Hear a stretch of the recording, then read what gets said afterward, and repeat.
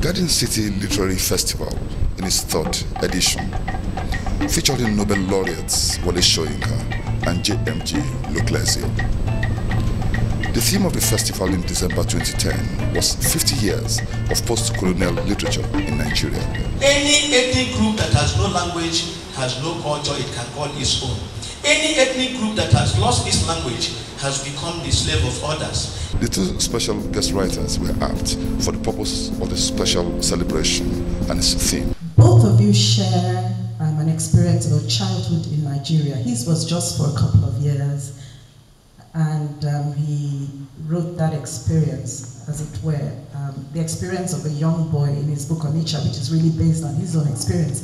And then you have written Ake, your childhood memoirs. So we get this picture of a happy childhood, and it's the same thing we see in Lucrezio's work. Wole Soyinka being the first Black African winner of the Nobel Prize for Literature. The French-born writer JMG Lucrezio, who won the Nobel Prize in 2008, had lived a part of his childhood in Ogoja, Nigeria, during the years of World War II. One of his pivotal novels is also entitled Onitsha, reflecting the commercial nerve center of the Igbo Heartland. When I was 8 years old or so, with my mother and my brother, I went to join my father, who was a British medical officer in Nigeria, in a very remote place called Ogoja, in the Cross River district. And I spent probably the best 2 years in my life in this small village, playing with the children and getting to know the nature and to know also the people of Nigeria.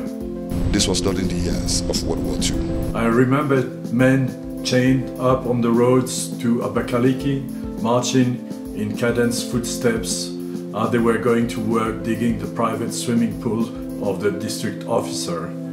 I remember also another district officer in the region of Obudu, close to the Cameroon border, who used to display in his drawing room the skulls of all the gorillas he had killed in the surrounding hills. One of his pivotal novels is also entitled Onitsha. And I was walking along the street in Geneva about a year and a half ago. That's about a year before he won his Nobel Prize. And my favorite spaces for wandering when I'm outside traditional markets, especially the bookstores, where the second-hand books, you meet all kinds of acquaintances when you stroll through, not even so much the regular, neat, organized bookshop, but the stores, the bookstores, where people bring their second-hand books and lay them on trestles and so on. And as I was browsing through these books, I saw a title, Onitsha, and I became intrigued. So I picked it up, it was in French. I tried to read it, just read a few pages. I became sufficiently interested to buy the copy. More than 200, cost equivalent of 10 naira. Just money well spent. I took it home where I had a French-English dictionary. It was easier to read it because I really went to read French, but I got very engrossed with it. The tale of semi-autobiographical work by this writer whose name I've never heard before, I must be honest. And what fascinated me most about it was his conversion of the mythology of one of the mythologies of Nigeria, and in fact more than one of the mythologies of Nigeria, because he moved from the mythology of the deities of locality of Ogoja and the Igbo section to even go to transfer the same essences that he needed for his work.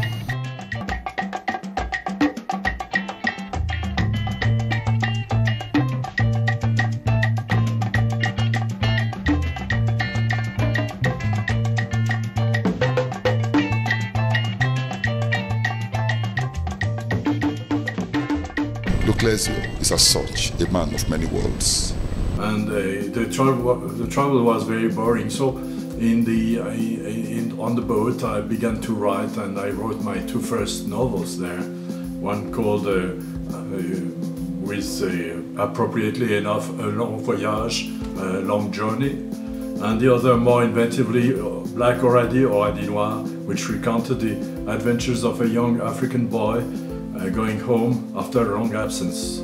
Today he divides his time between New Mexico, France and Mauritius. If, in the fashion of sociologist Amartya Sen, one establishes a ranking of nations in the present world, no longer according to their economic or military power, but according to their commitment to the intercultural ideal, one sees on the first level countries such as Bolivia or Ecuador or Peru, who have included such practices in their internal politics, teaching of languages, valorization of native cultures. Soyinka's stature and literature speak directly to the theme of the festival. For my position, the internet, it's always should be featured, decorated, all medals should be given to them, the Nobel Prize for Technology, Science, given to them. They should be seated on a white horse, drummers, buglers, paraded through the streets, garlanded, flowers thrown at their feet, and then they should be taken to the nearest street and hanged.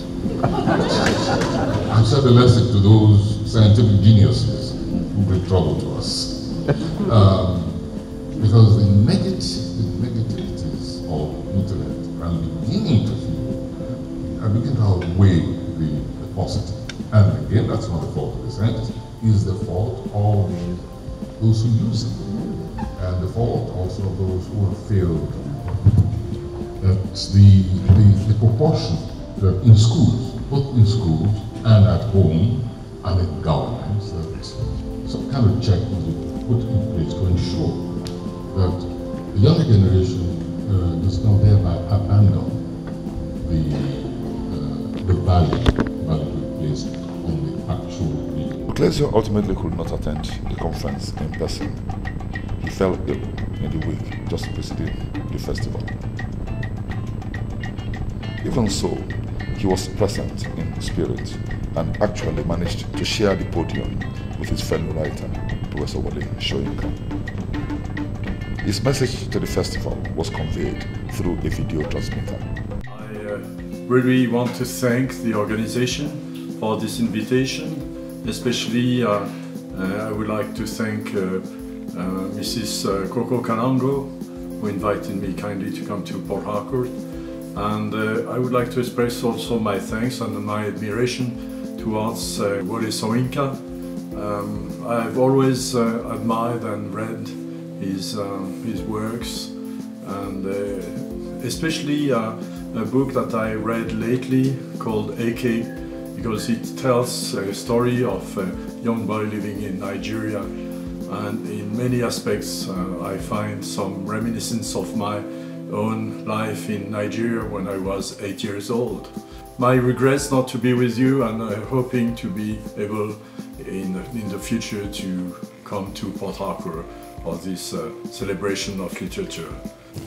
Port Harcourt, the famous garden city and venue of the annual fiesta, felt the pulse of the week-long events.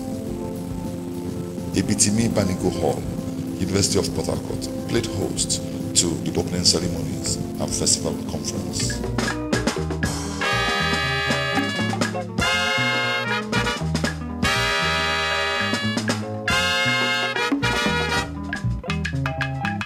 Any ethnic group that has no language, has no culture, it can call its own. Any ethnic group that has lost its language has become the slave of others. Any ethnic group that is shy of its language is not worthy to live. The owners of that language are insulting God, who gave them the language. The Senate Chambers of the university was the choice venue for one of the star events of the festival, an international conference and media forum, in which the two special guest writers were to have a joint appearance. This event, like a long lineup of other festival activities, manifested the qualitative cooperation between the project managers of the festival, Rainbow Book Club, the government of Rivers State, the University of Port Harcourt, and the Association of Nigerian Authors.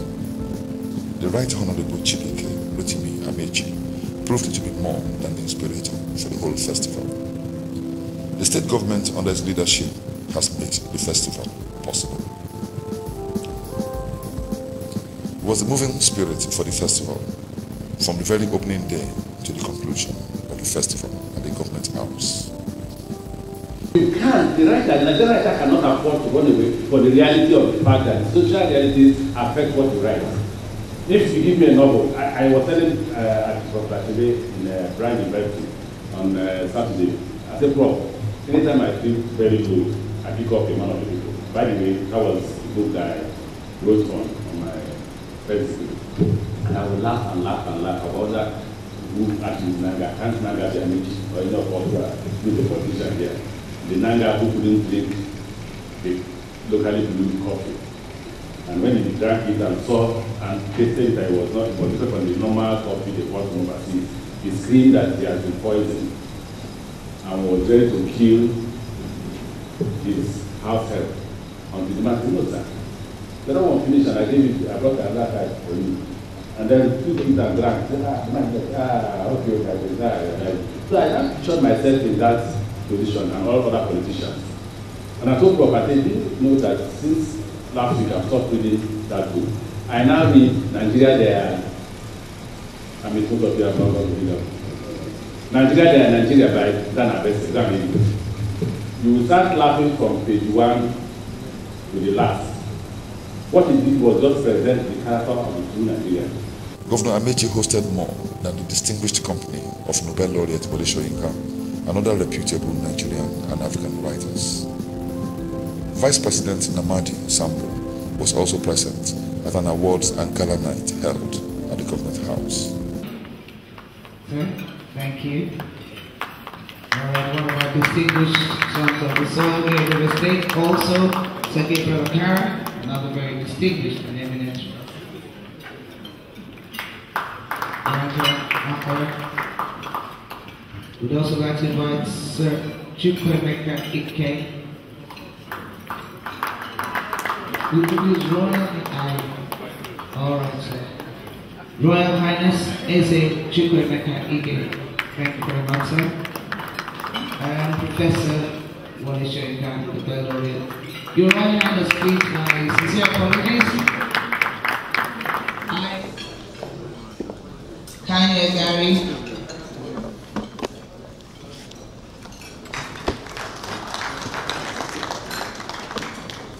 Atobi Mabini. Yeah. Sorry.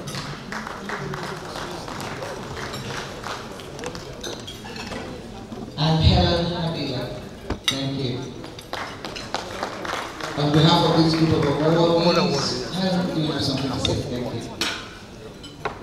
Oh, that was unexpected. I just want to thank the Rainbow Book Club for inviting us today, organizing this, and the government of the state partner with the Rainbow Book Club to organize it. It's a great initiative, and I think it's worthy of emulation at other states. So, thank you very much. All of the distinguished representations here. To do this set of presentations, we would like to invite His Excellency, the Executive Governor of River State. Thank you very much, sir. Please do us the honors. Thank you. Thank you.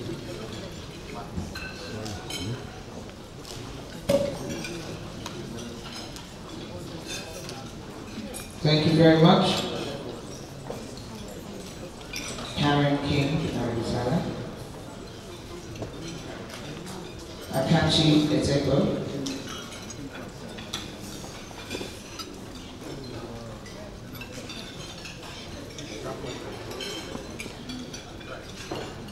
Thank you. All right. Honorable Wale Okedi now. Just mention that as well.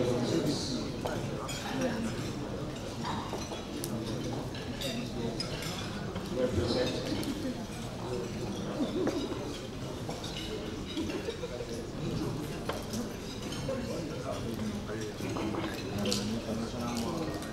The representative of the Egba manufacturer, please.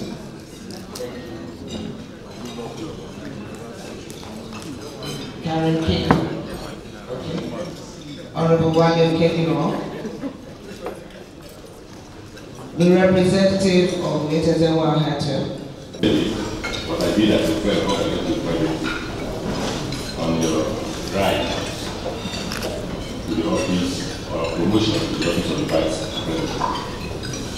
And also welcome our dear Professor Roger and all other literary writers and critics who have come to join and our guests.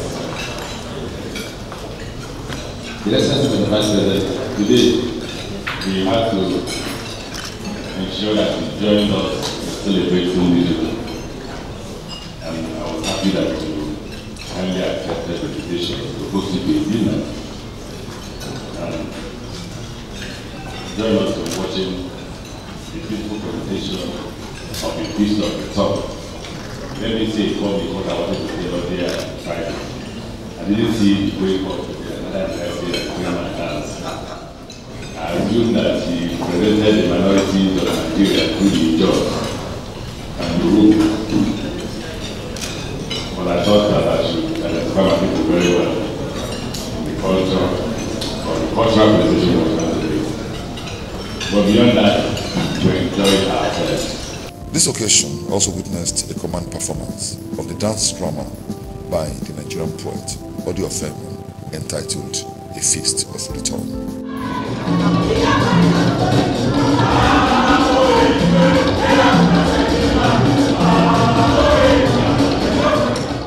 One of the outstanding speeches delivered during the festival was a keynote address by Professor Olu Obafemi, a prominent Nigerian writer and critic.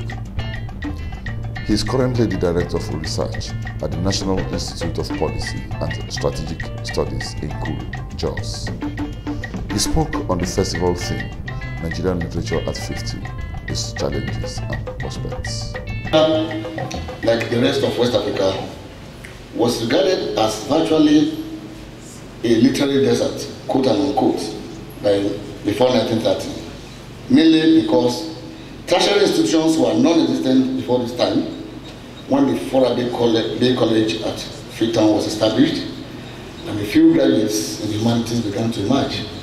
But of course, literature in the indigenous languages from pre-colonial times, and this is in spite of the conscious devaluation or denigration inflicted on them by Arabic and Western imperial ideological hegemonies, had existed. The majority of the festival events, as well as a book fair, took place, however, in the heartland of the city of Port Harcourt. And as you mentioned, yes, in Nigeria, we don't have bookshops. We have places where we go to buy books that are prescribed for examination. And we don't have bookshops, because bookshops, they matter trying to set up